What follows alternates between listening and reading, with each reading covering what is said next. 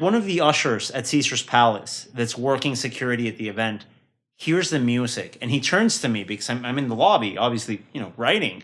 And he turns to me and he goes, "Oh man, is that the new Top Gun movie? Is it coming out in theaters? When is it coming out? Are they showing it?" The guy got excited just hearing the music. It's beautiful. It's so wonderful. It's really what we've been talking about. The importance of connecting theatrical releases back to a general audience.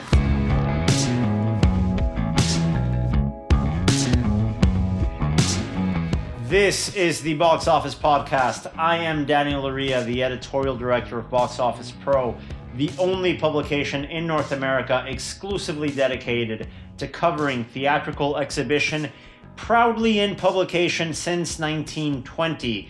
And I am joined once again by my co-host Rebecca Pauley, deputy editor of Box Office Pro.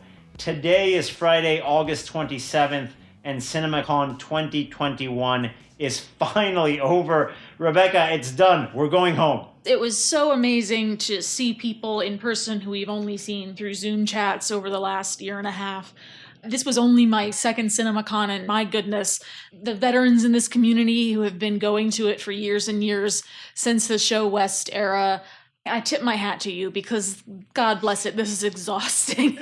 It's an endurance sport covering this event, especially when you're one of the publications really focused on covering this community, the exhibition community, everything happening with the movie theater industry. Guys, there's no daily schedule to go over to today. We're really just going to tackle the final day of the event, which happened yesterday on Thursday. It included a major filmmaker slamming day and date releases. It included Tom Cruise riding a motorcycle off a cliff, and studio presentations from Lionsgate and Paramount. But before we get started, here is a message from our sponsors. Today's episode is brought to you by Dolby Laboratories. Differentiate your offering with the Dolby Auditorium packages, which allow you to tailor the right solution for your business needs to create a spectacular experience for moviegoers. The Dolby Auditorium packages are bundled to provide considerable cost savings and have an optional, low-cost extended warranty, significantly reducing the total cost of ownership. Dolby products are quality tested in multiple configurations to ensure the highest quality and reliability. Dolby brings decades of audio excellence and innovation to create spectacular experiences for moviegoers. Visit professional.dolby.com/cinema for more information. And thanks again to our presenting sponsor this week, Dolby. They've been fantastic in helping us get you all this coverage from CinemaCon 2021. When we were planning our coverage strategy for this event, our team really considered what was at stake in bringing the news and in making really the effort to bring you what was relevant from an event that we understood not everybody was going to be comfortable attending. Not everybody was going to be able to attend, even if they were comfortable. That's why we really dedicated ourselves to doing as much as we could to bring you comprehensive coverage of this CinemaCon at this specific moment in the industry's history. And it would not have been possible without our partners at Dolby. A heartfelt thank you to them for their support. Now, we've got a lot to cover, and then to close out this episode, we've got some great interviews lined up representing the Independent Cinema Alliance. We've got their president, Rich Daughtridge, who is also the CEO of Warehouse Cinemas. And then we've got an interview with the UDITOA president, John Vincent. UDITOA, as you may know, is the Drive-In Theater Owners Association. So we'll be able to close out this entire week of coverage by giving you perspectives of non-major circuit entities, associations here that come to CinemaCon and, like NATO, have their own priorities and their own concerns attending this event. Their input is extremely valuable to this show. We wanted to prioritize their presence. We will bring you those interviews at the conclusion of this episode. But first, Rebecca, I'm exhausted. You're really tired. You know who's not tired? Tom Cruise. He's never tired. Boundless energy, as we saw in the Paramount Studio presentation, really what we saw was focused on 3 films. We saw the first 13 minutes of Top Gun Maverick. We saw some behind the scenes sort of stunt work going on for Mission Impossible 7, the aforementioned Tom Cruise riding a motorcycle off a cliff. Now, Daniel, I'd be curious to see whether you agree with this. Of all the studio presentations that I've seen this year at CinemaCon, this one to me seemed if not near the top of really positive, excited reaction from the crowd. Well, it's showmanship. And it's something that Chris Aronson, the head of distribution over at Paramount, has always brought in to his CinemaCon presentations, even dating back to when he held the same role at Fox. Chris Aronson always makes it a point to be involved in the showmanship aspect of the studios he's representing. And that's carried over to his role over at Paramount that he's currently... We can't not say what his introduction was. Let's contextualize it, Rebecca, because it was really fun, especially after not seeing a lot of executives on presentations from Disney, for example, to have someone not only represent their studio in person, but also have fun with it. Have props. Yeah. I mean, we saw video introduction from Johnny Knoxville. Paramount, of course, has the next installation of the Jackass franchise. And there was this fun, kind of back and forth about how Chris Aronson, dressed like Evel Knievel, is on a rocket-powered wheeled movie theater seat contraption. He does a flying jump across Caesars. And then I believe there was smoke. I believe there was a smoke machine. There was definitely showmanship to it. He rolled on to the CinemaCon stage wearing that Evel Knievel outfit, complete with cape. Sadly, he did then change into a normal blazer. He wasn't wearing a cape throughout the presentation. But, I mean, that really set the stage for that Paramount presentation for sure. It's a little bit of a tradition here. And one of the things about this business, when you look at it, is it's a first name basis business. It really is. When it comes to distribution, exhibition, and even vendors, this community still feels like a little bit of has a small town feel. I know it's Hollywood. I know there's all this glamour, but really, essentially, it's people that have been working together for decades. So these little introductions that Chris Aronson usually gets involved in for whichever studio he represents when he attends CinemaCon, they're always appreciated, and they're like little mini traditions. And another mini tradition is having Tom Cruise go above and beyond in having a presence at this event.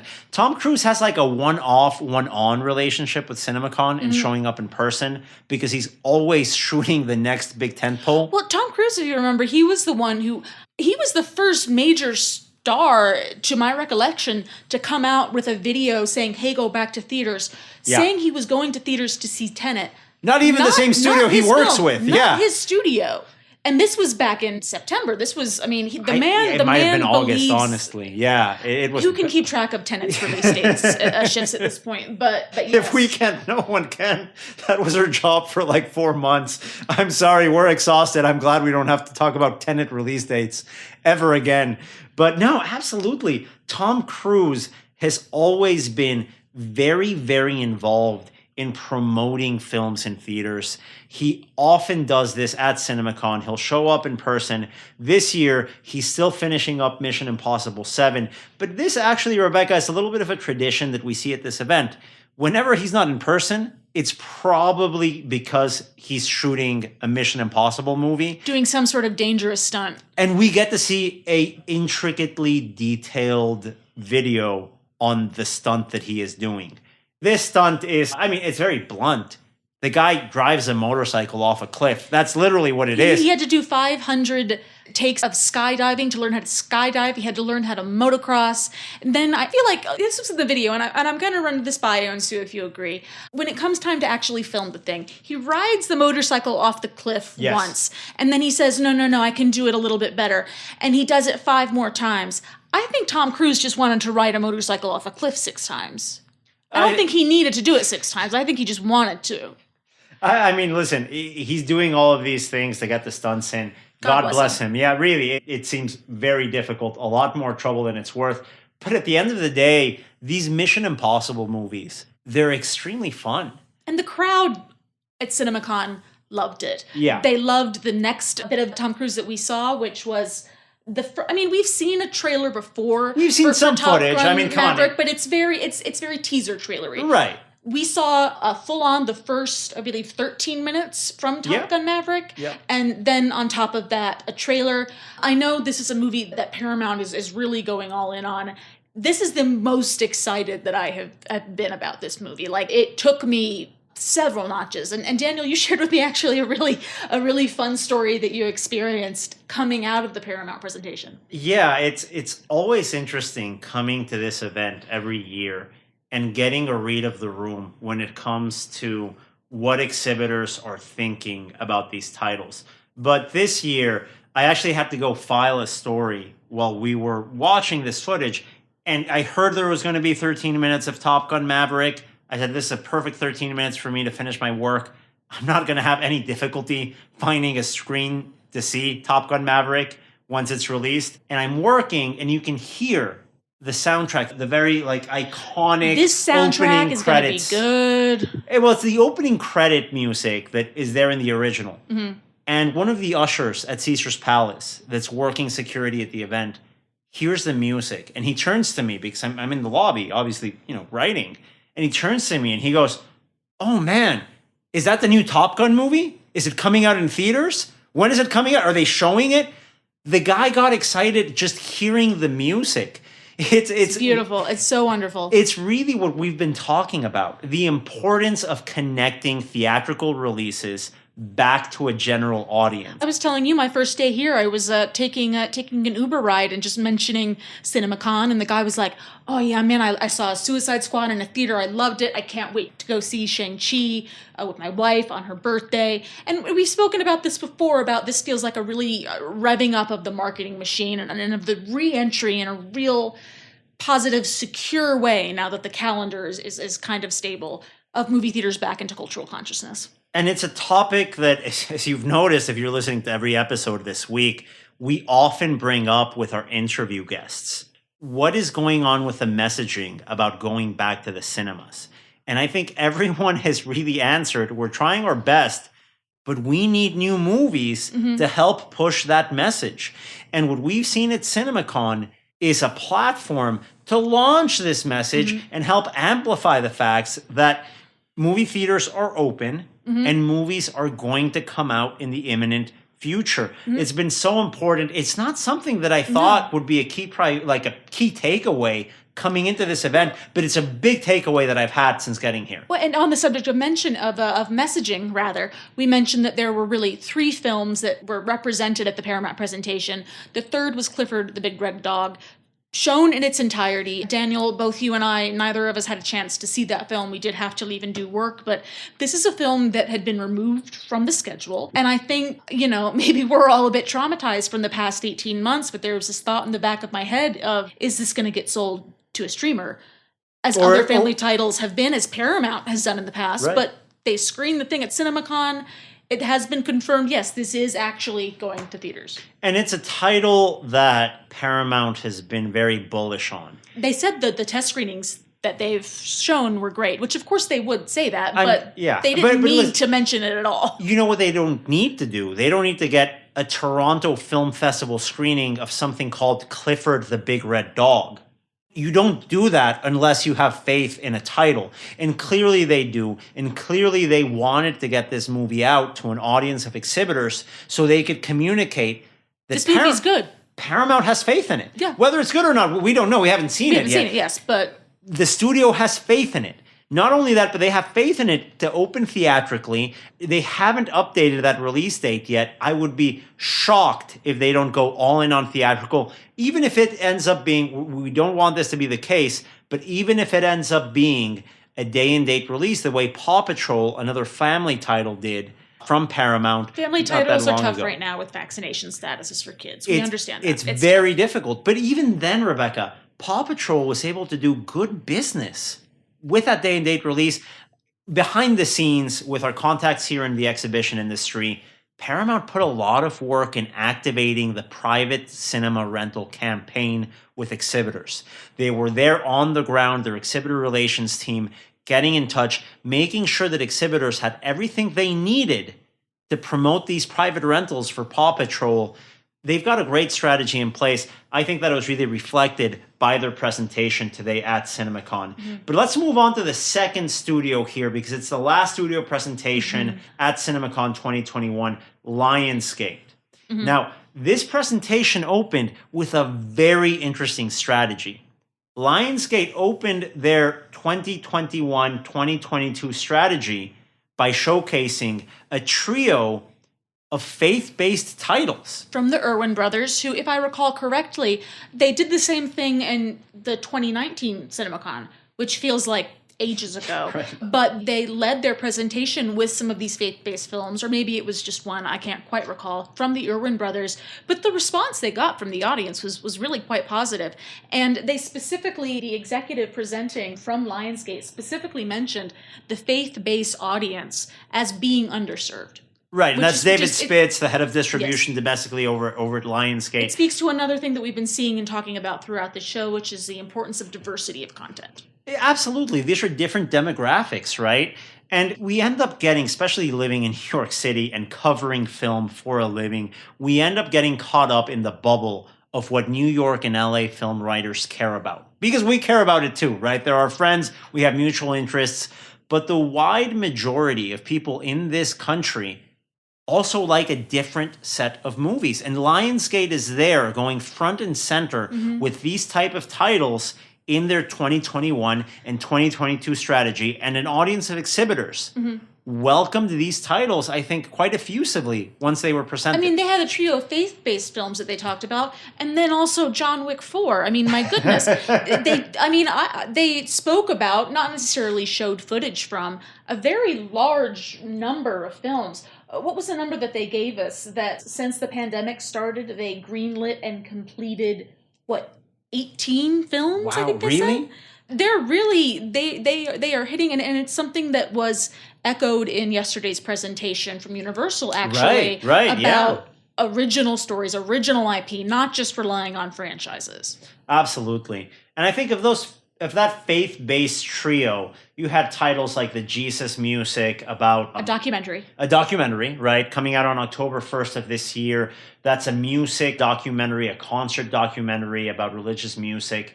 Then you've got The Unbreakable Boy coming out in March of 2022. But I think the most important of these titles in terms of earning potential for exhibitors, in terms of a cross-quadrant IP title, at least in the United States, I'm not sure how this title will export. Well, it's about American football. Exactly. So. I'm not sure there's a big, export potential here, but domestically, we saw footage from American Underdog, which is a biopic of the experience of the life story of Kurt Warner, the NFL star, who went from being a grocery store worker to being an NFL MVP and a Super Bowl winner. This movie is so high up on Lionsgate's radar that they actually are moving it to open on Christmas Day. They have a lot riding on this, and they're very, very bullish on it.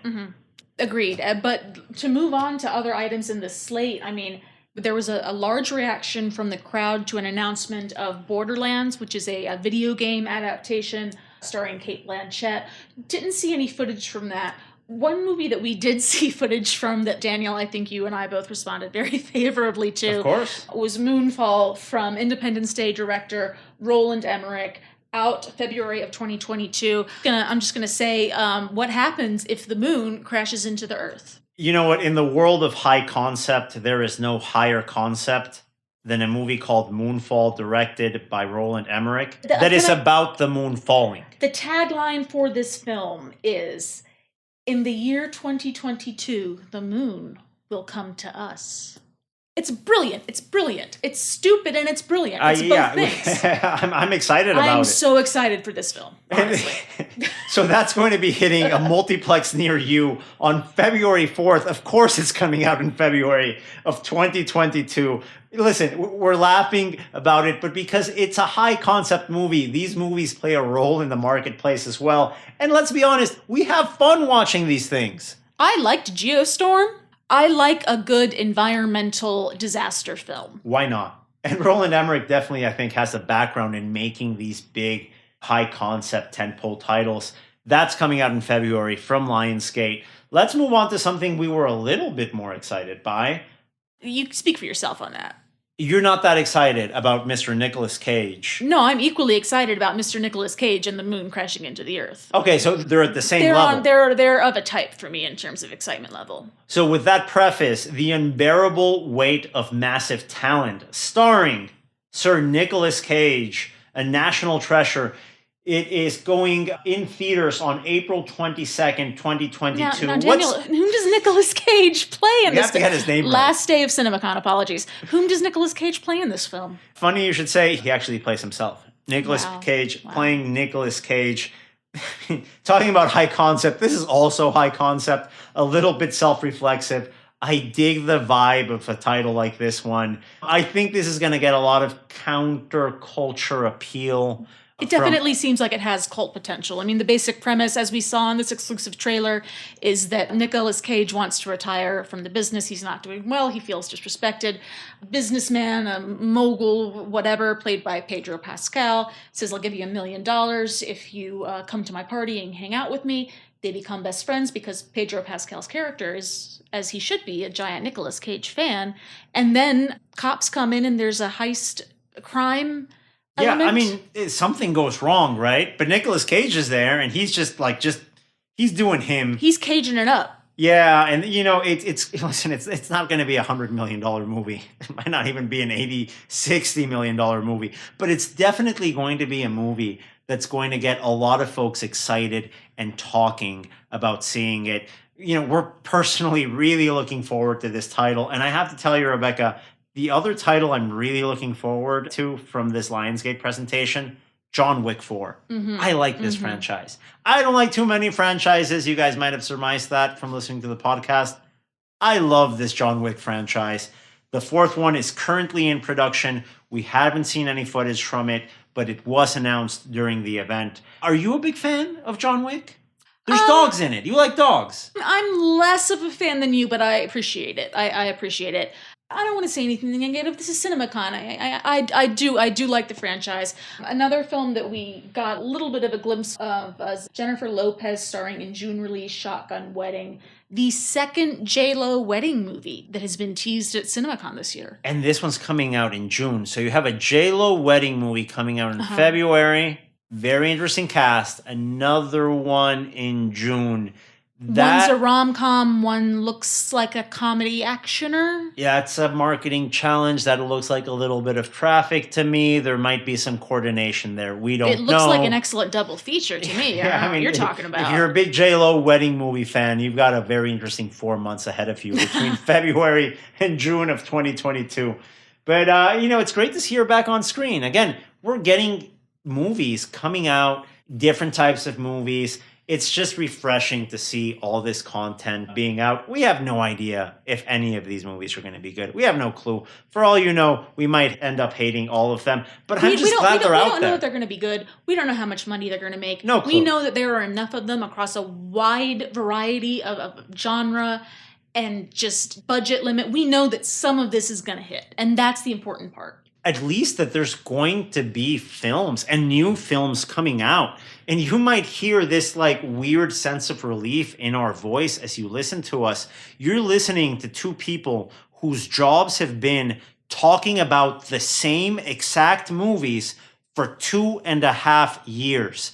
We've spent 30 months talking about the same 30 to 40 movies. We're just really excited that there's something new in the schedule. I think the rest of the industry is as well. I think movie fans are as well. Yeah. Honestly, I think that's a great way to look at it. But ending this big event, I think it's fair to say it went out in a bang.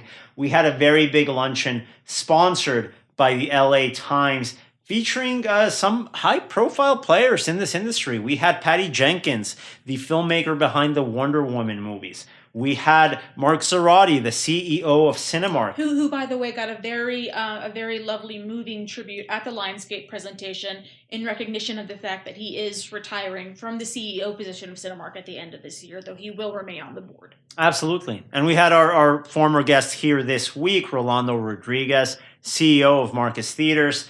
And we opened the episode talking about Chris Aronson's theatrics at CinemaCon, the head of domestic theatrical distribution at that studio. He was also at this panel, this luncheon panel, which was a little spicy. If you're familiar with Chris Aronson, you can guess. You're going to get a good quote. You're going to get a good quote. But I think we can both agree that the best quotes, or at least the quotes that got the most raucous applause and approval from the audience, came from Ms. Jenkins. Specifically, I mean, this is obviously her Wonder Woman 1984 came out day and date on Christmas Day. It was one of the first films to do that of the pandemic era. She spoke about the decision-making processes behind that, of what that experience was like. She said that it was a heartbreaking experience. She said it was the best of no good options. Yeah, she didn't want to delay the film. Bad options. She didn't want to delay the film for 2 years. Yeah. But then, things got, she does not like day and date. No, what was the Jenkins. quote? What did she say exactly at this event? She said it was painful to watch Wonder Woman 84 not go to the big screen experience, but it was a choice that was the right choice for all of us. A lot of conversations took place. But then she said, quote, "No, I'm not a fan. I'm not a fan of day and date, and I hope to avoid it forever." It's a very interesting statement from the filmmaker whose next film is going to be for Disney. We got to end this with another quote. I think this has been, and I hope you agree, it's been fun for us to record this series, and it's really helped us, I think, to digest our own takeaways from CinemaCon. It's just a wonderful button to end on, I think, this quote from Patty Jenkins. She said, "I don't understand why we're talking about throwing, and in brackets here, the big screen experience away for 700 different streaming services that there's no room for in the marketplace. It's crazy to me. One studio should plant a flag and make a huge movie just for the theatrical experience, and filmmakers will go there as a result." Well, judging from the studios that actually came to CinemaCon, that actually put in the time, effort, and interest to communicate and chart a course for the future of theatrical exhibition, I think there are several studios that would love to work with Ms. Jenkins in the future. I'll be very curious to see what those decisions in her career are going to be in the coming months and years. On behalf of Rebecca and myself, thank you so much for joining us this week. We've got 2 great interviews to close up this week's worth of coverage. First off, we've got the ICA, the Independent Cinema Alliance president, Rich Daughtridge, here joining us on the podcast. Rich Daughtridge, the president of the ICA, the Independent Cinema Alliance, thank you so much for joining us here in the daily edition of our box office podcast at CinemaCon. It's great to see you. Congratulations on the new role here at the ICA. I know you've been a member of the ICA for some time now. Let's start with a little bit of background about this organization for our listeners who may be interested in joining but want to find out a bit more.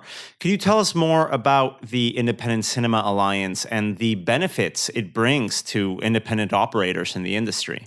Yeah, absolutely. And thank you, Daniel, for having us back. So the ICA started about 3 years ago. I don't know the exact date. I joined about halfway through. And so it's a new organization. We represent independent cinema, and that is it. So we've really worked hard over the last couple years to really get the word out there about what the ICA is doing and advocating for independent cinemas.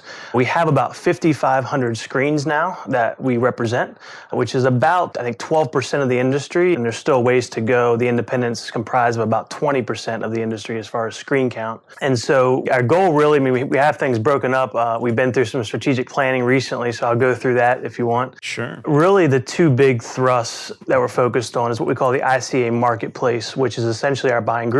So our goal is to get programs for independent cinemas to save them money on the vendor side, and then also on the marketing side, things to generate revenue. So really the goal for that is to save independents money or to increase their top line revenue. That oftentimes simply pays for the dues. Even though our dues are very reasonable, it more than pays for dues. So working hard with that. The other big thrust we have is what we call studio relations. So it's all things working with our partners in distribution, really trying to have a dialogue around, probably the best way to put it is a healthy ecosystem, right? Right. We know things are changing. We know they're in a situation and have their own stakeholders. We have our stakeholders. So we're really having those dialogues and really pushing that forward. Bill Campbell, who's the chairman of the board, also leads that team. The other four I'll just mention quickly. We have a membership team run by Marco Mira, really just trying to get, again, that 5,500 screen count up to hopefully about 10,000 screens. We have a marketing team, which I chair. We're just working on things like Cinema Week, partnered with Brandon Jones on that and really pushed hard to make that successful as one of the stakeholders. The education team run by Gina DeSanto. She basically leads our ICA live calls.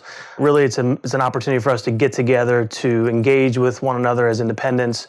She sort of has a rhythm around a webinar 1 week, and then 2 weeks later, she'll have sort of an update on all the things we're working on for the members.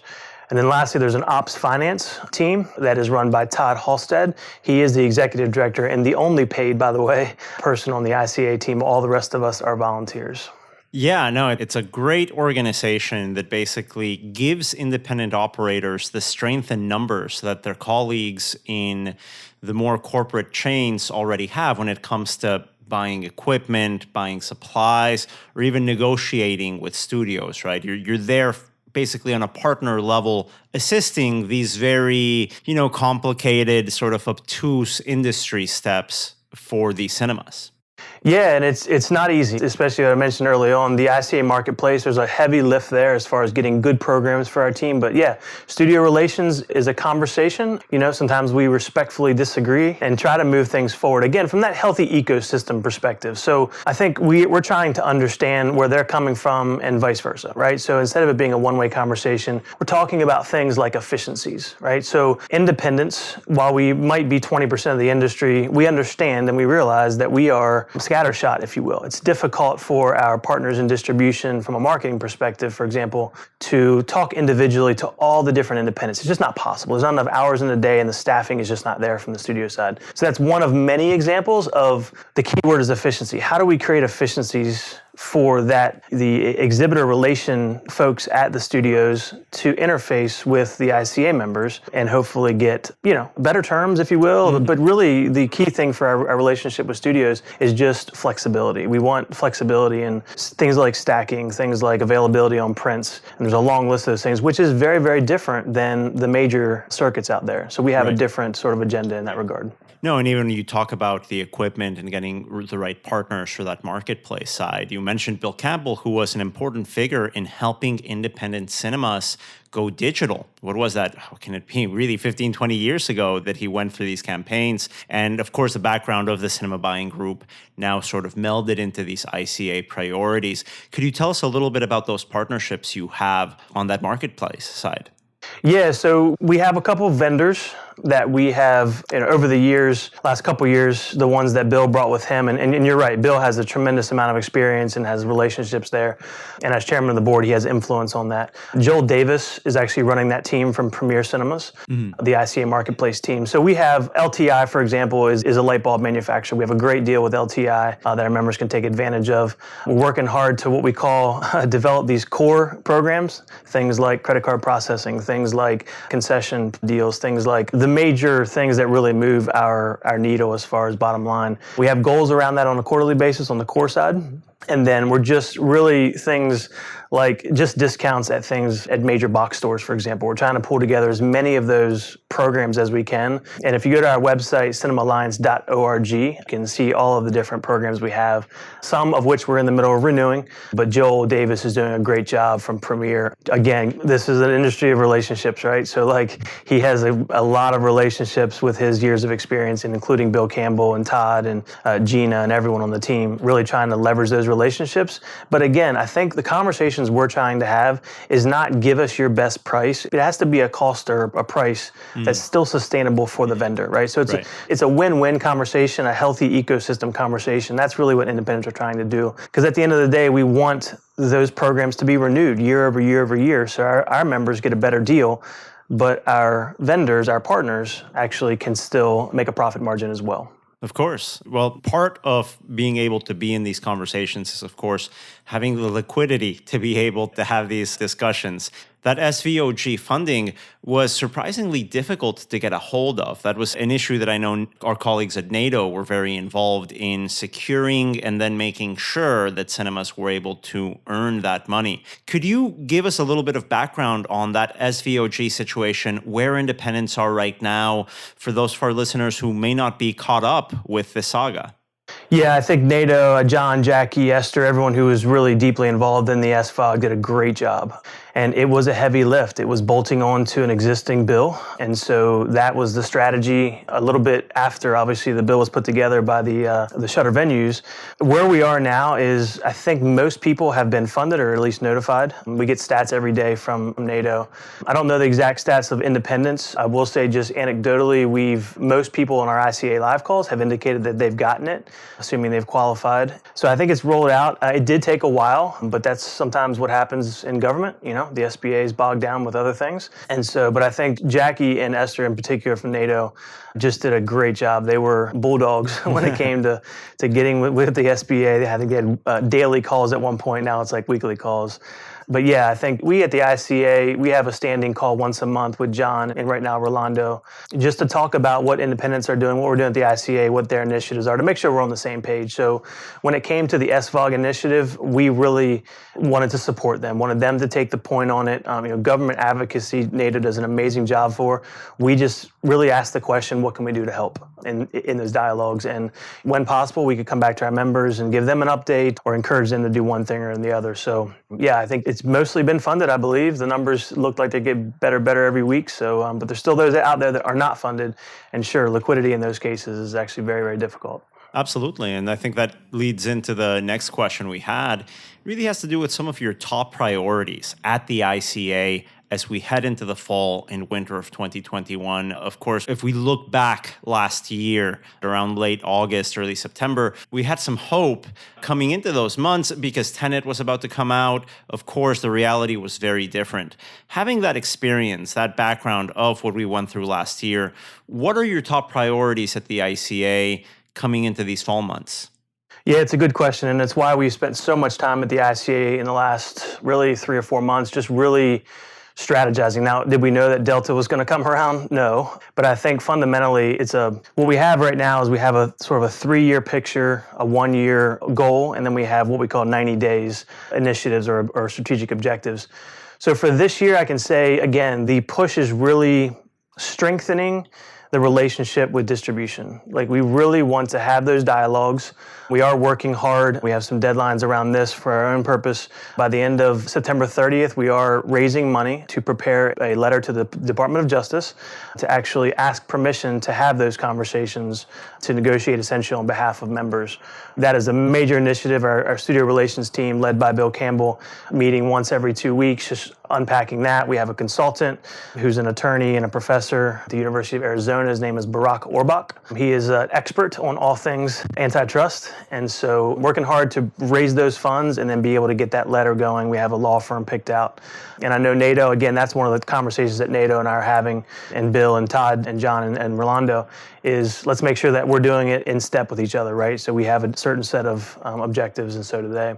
So I would say that DOJ letter is a major initiative for us. And then parallel to that, we're really trying to just reach out to distribution and have those conversations with the leadership and say, look, here's who we are, here's who we represent, here are our challenges, let's try to work through these things, from a relationship perspective. And then hopefully in parallel, we'll end up at a place where we can actually have fruitful conversations around those challenges, not just ideas. Mm-hmm. One of the things that I'm trying hard to do is, not talk so much. Like, let's not talk about these issues week and month and year over year over year. Let's actually get to a place and set some goals for ourselves to make it a healthier ecosystem for exhibitors and for distribution. The other thing we're doing is each team has their own strategic objectives, but I would say, again, the ICA Marketplace is a big initiative. Like, we want to show up at the end of this year, at the end of 2021, and have a lot of core programs that are going to save them money or increase revenue, and then a bunch of other programs that just basically, as a whole, they will save tens of thousands of dollars is our goal. So again, Joel Davis is working really hard on that. Those are the two big thrusts. There's some other objectives around education and marketing and things like that. But really, at the end of the day, I think our members have said they need, better relationships somehow, some way with distribution because they're just small and they can't have those conversations directly.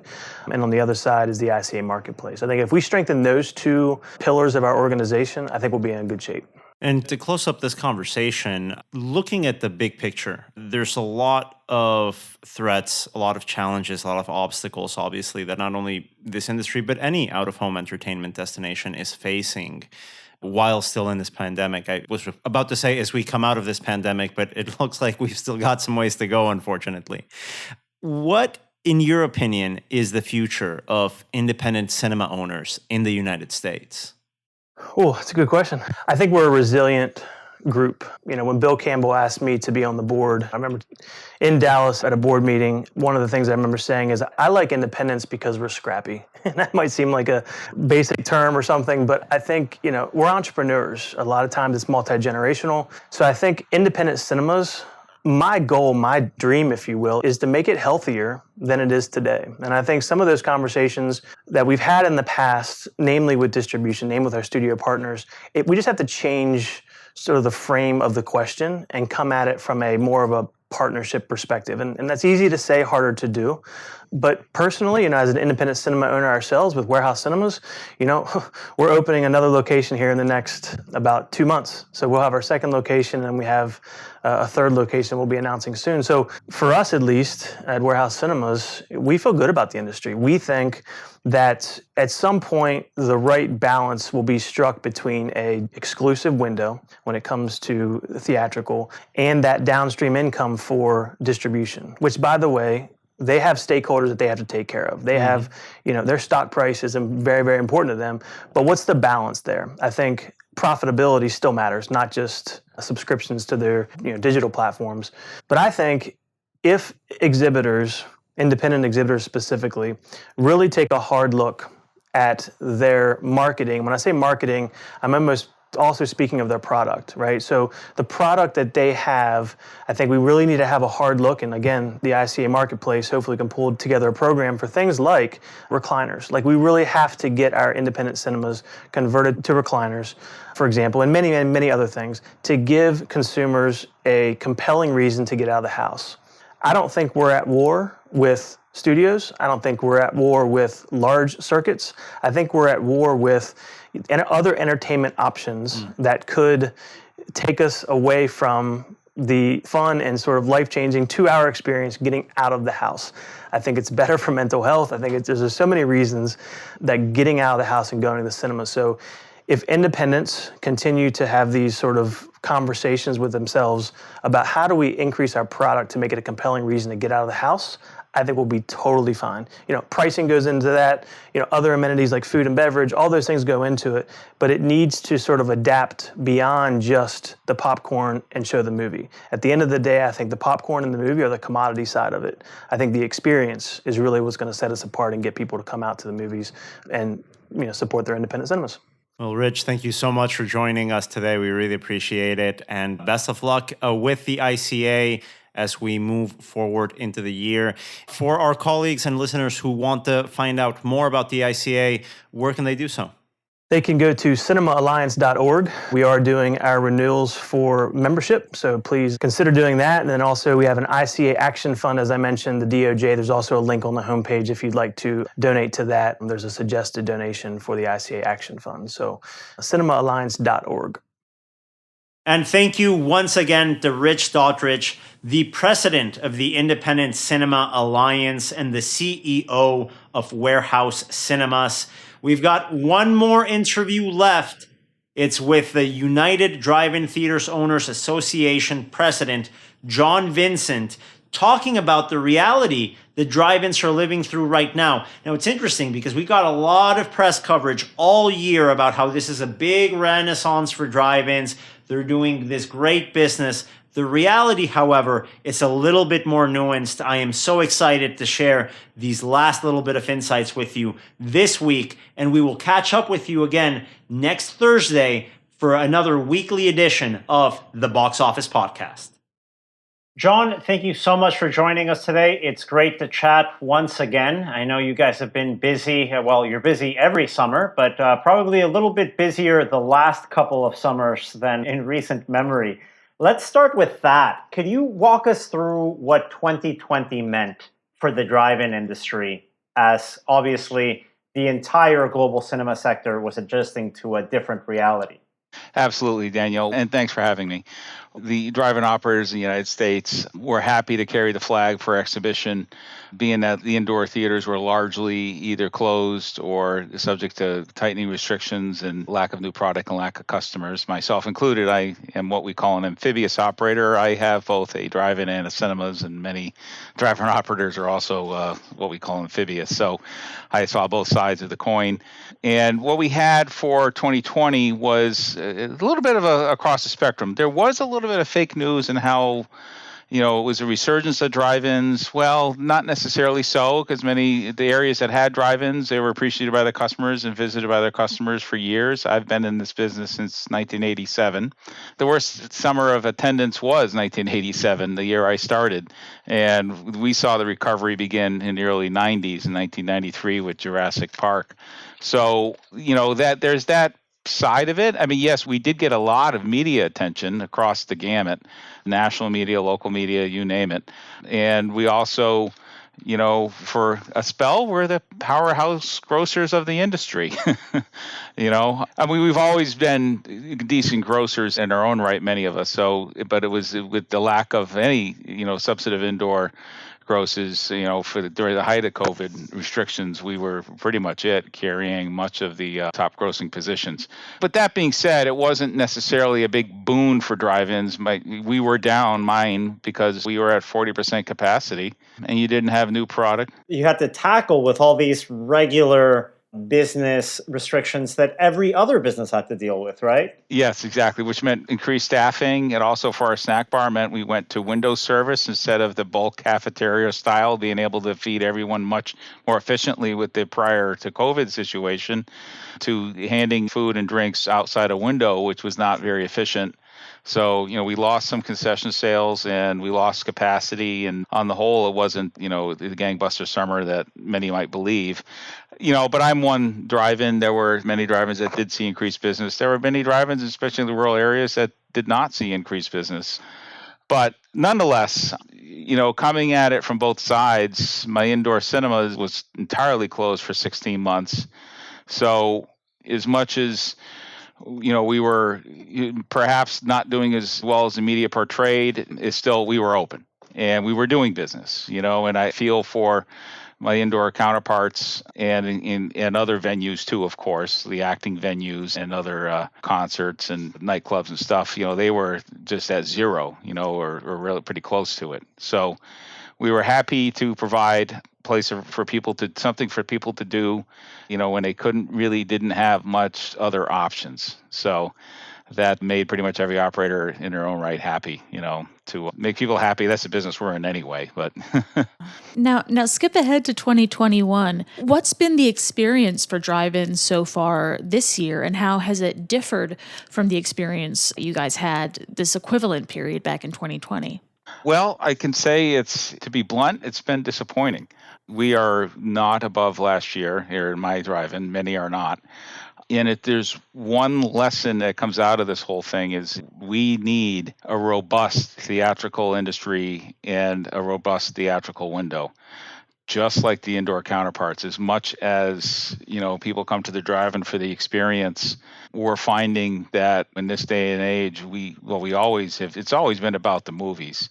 And new quality movies with a robust theatrical window will bring people into indoor theaters and drive-ins alike. And we know the various studios have, experimented with some COVID models. And, my personal experience at my personal theaters, and especially the drive-in, has shown that if they're available for free on the services, it does in fact hurt attendance. And it seems to really hurt it after the opening weekend.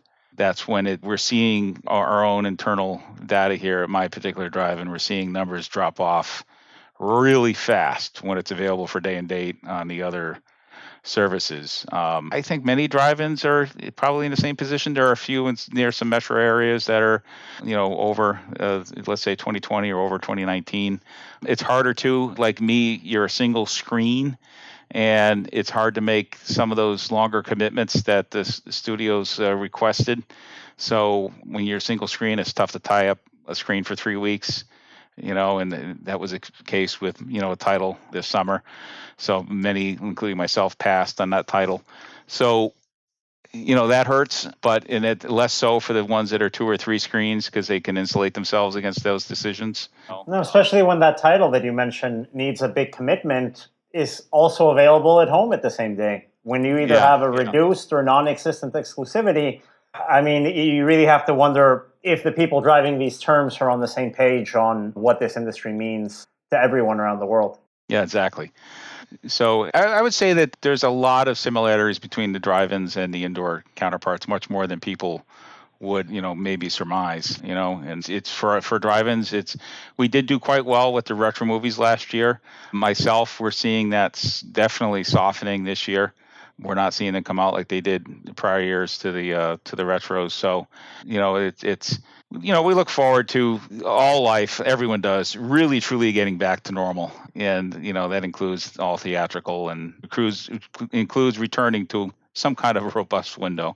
And Rebecca, these are interesting insights. We've been talking about the industry and reading a lot of insights on what the future of cinemas can be. John, I really appreciate your perspectives, because when I get the most furious in reading about this industry is this assumption that, well, COVID hit, people can just go see the movies at the drive-in, and the drive-ins are going to be the immediate turnkey solution to saving the cinema industry, and that's all we need. And by the way, those that can't open a drive-in, they can just open a pop-up drive-in, solution done. Of course, it's not really that simple. Never mind that those are expensive to set up, aside from everything else. And the fact that, hey, you may be playing with different rules depending on if you are what you call an authentic drive-in, and we'll go into that designation in a little bit, John, or alternatively, maybe you have a different set of rules if you are a big box chain store that decides to put an inflatable screen on your parking lot. What is the distinction between, say, these fly-by-night drive-ins and the drive-ins that have been here for decades? Why make that authentic drive-in designation?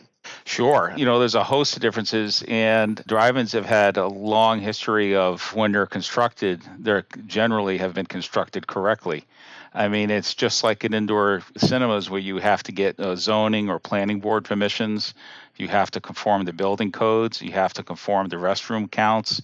You have to, have all the proper surveys done and everything else, regulatory authorities and all that. And we looked at here in Wellfleet expanding the drive-in to 2 screens, and we have a county commission regulation that says any outdoor use or increase thereof of over 40,000 square feet, which is just shy of an acre, is a development of regional impact, which we looked at it and was going to invoke a $250,000 traffic light, $100,000 turtle study. All these. Wait, a turtle study? Yeah, because we I'm have sorry. a wetland. We have wetland where there's turtles that are. I'm not being. It's just those I are didn't just mean to small interrupt, token but- examples. No, it's. There's this big regulatory environment, and this is true across most of the United States. If you generally talk to the the authentic drive-ins that have opened across the United States, and the zoning board hearings they have to go to, the building codes they have to meet, it's not cheap. And most authentic drive-ins have basically a fast food restaurant, which by the time you're done with commercial grade equipment, with commercial grade UL 300 hood system, which is $50,000, which in many areas you might need a sprinkler system. You got to have, 18 ladies' room toilets, maybe 9 men's, because in many areas it's double the ladies, rightly so. I'm just giving little tiny tidbits of what's involved in building an authentic drive-in. And this was true all the way back to the late 30s, 40s, and 50s. And yeah, when COVID hit and all of a sudden you see all these so-called pop-ups coming up across the United States, many in fields and many not doing cinema correctly, with the video screens, which might look flashy and colorful, but they don't meet DCI specification. The color gamut's not there. Everything's not there. The layout's flat. Were these pop-ups regulated in any way in terms of hitting the specifications that an authentic drive-in would have to hit? 2 on Cape Cod that were done through on town properties, so they can somehow convince the town to do it, so that exempted them from the zoning. You got to love the way that works. Traffic studies, in Massachusetts, you generate more than 200 vehicles out of a curb cut, you're supposed to get a permit from the Massachusetts Environmental Protection Agency. I mean, I could go down the line of these things were just glossed over with COVID, and you need to do, let's do a pop-up and, oh, okay, we'll just look the other way. You mean all that stuff I wanted to do over 30 years, now I can do it? Not that I'm, the world is in a different place. We get it, What I want to chime in with here is that I find it absolutely unacceptable that business owners that have been doing this for decades have to contend with restrictions that, let's be fair, everybody's contending with. That's fine. Meanwhile, you're getting an influx of competitors that get to cut corners. And they get to cut corners with city restrictions. They get to cut corners with the technical specifications. And do they get to cut corners with programming and the terms in that programming through it being through a different designation, right? Exactly, yeah. When you're programming library content, the consumer isn't going to know what's a DCI print and what's coming out of, let's say, a DVD projection. And I'd like to clarify here too, or really, I should say, ask for clarification. When you talk about these pop-up drive-ins that have, popped up, we're looking at a lot of major chains like Marcus, like B&B, that have, put them up in their parking lots and that have gotten, these are established exhibition figures. And then, Daniel, you alluded to it earlier in the podcast, you have people like Walmart lending out their space and arenas. Is there a difference really there among the pop-up drive-in space, among the people, the actual exhibitors, and then the people who are kind of, I don't want to say interlopers, but I will. Yeah, having an indoor theater myself, I mean, I certainly could feel for, and I probably would have done it had I not had the drive-in. It's one thing to have people who are involved in the industry, know what DCI specification is, know how to put on a show, make sure the lighting's right, which is generally all the indoor exhibitors. And some of those B&B theaters has a drive-in, So I was happy to see the indoor theaters do what they needed to do to get some revenue and stay in business. And we were happy to have our indoor counterparts do it. What really irked us was the Parks and Recreation or even like Parks and Recreation, but loaning it out to a third party. And, there's one studio that will allow these show venues to do product that we don't have access to, because as far as ours is concerned, it's in the vault. But as far as these other venues are concerned, they can have it willy-nilly. So I have customers saying, why can't you do this very popular cartoon from 10 years ago? They're doing it up the street at the park there. I can't because they say that it's out of release for theatrical. But that is theatrical. Are the studios not coming and saying, whoa, what is this? Well, no, they're getting licenses because they're, either under the guise of a nonprofit or whatever have you, or the guise of Parks and Recreation, and they have a wider access to library content from certain studios versus us. But some studios are better than others, and I don't want to name names, but, that was particularly infuriating when here we have a genuine, authentic experience with all the proper, sound, light, everything, and we can't play that movie from 10, 20, 30 years ago, but these venues that really are subpar in terms of image quality and everything else can. So, and that was true indoor and out. The indoors also did not have access to those titles as well. So how have things changed? I mean, 2020, certainly bigger attendance, not across the board, but in a large amount of drive-ins, even if we didn't have the great drive-in resurgence that was so great for so many people's headlines and SEOs. This year, obviously, drive-ins, like everyone else, waiting on content. What do you feel, or do you feel there is maybe a longer-term impact upon the authentic drive-in ecosystem moving forward over the next couple years, as people who have never been to one have maybe been reintroduced because that was their only option? Exactly. And we think that, one lesson that came out of this was we really either are underselling ourselves or not giving ourselves enough credit. We all have these beautiful venues done right, done with the right ramping, the right screen size and everything else. And we haven't really been promoting it very well to the consumer space. Fast forward to our effort this year in conjunction with Boost Division of Box Office, we're doing an authentic drive-in website. and it's going to be a central clearing place for, at first, UDITOA members, and we're hoping to expand our UDITOA membership, United Drive-In Theater Owners, to include nearly all drive-ins across the United States. And this will be a nice clearinghouse for those to find, either if they're traveling or even if they just want to find their own local show times.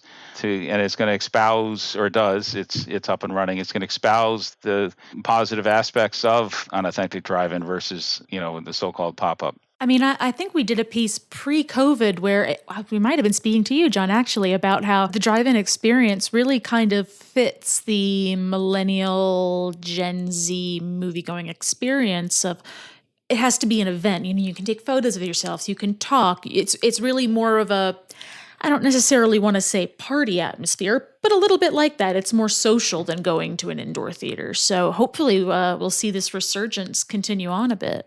I think we will. I mean, I think, current conditions this summer aside, I am very bullish on the theatrical industry on the whole, but also in the drive-in industry. I mean, it's a great way to see a movie. It's memorable, eventful. Everyone growing up remembers the first time they went to a drive-in. We see it on, the kids' faces, parents' faces when I go down there at night. And you're right, with Gen Z and millennials, they love it. So I don't see it fading into a boomer thing or whatever have you, or Gen X. They were largely we went from 5,000 drive-ins, I think, down to 1,000 by the time Gen X of my generation was, had their licenses. I was fortunate enough before I had any involvement in this drive-in to attend as a teenager. But, many areas across the United States, they were largely gone by the Gen X had matured. So it probably really was the boomers of the last generation that really had them within 100 miles of most of the United States. Sadly, we're not there right now. That would be ideal to have, maybe another 500 drive-ins across the United States, evenly spread out in the areas that don't have them. That would be ideal. But it's very costly to build an authentic drive-in. And we've had a few come online this year. So, there certainly is an appetite, and I think they'll do quite well. You're just never probably going to see the massive build out that you might have seen with indoor cinemas, multiplexes, and the like in the last 20, 30 years. So, John, this summer, going on after the momentum and the press coverage of last summer, the UDITOA is organizing a special campaign in collaboration with the Independent Cinema Alliance. Could you tell us a little bit about that and some of the details that audience members can expect from this campaign?